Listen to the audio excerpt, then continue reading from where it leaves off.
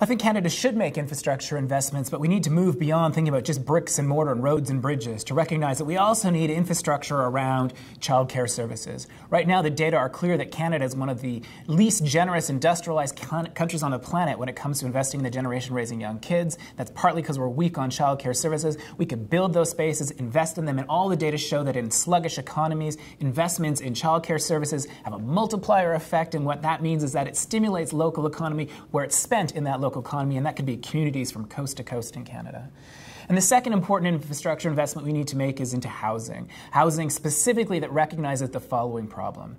As young adults leave high school and leave post-secondary, they're inheriting an economy that is deteriorating because housing prices are leaving earnings behind. In 1976, it took the typical young adult 5 years of full-time work to save a 20% down payment on an average home. If you flash forward to today, from coast to coast on average, it takes 12 years. In Toronto, it takes 15 years. In Metro Vancouver, it takes 23 years. You literally need to start saving for an average home in childcare. Problem is, childcare costs more than a mortgage payment.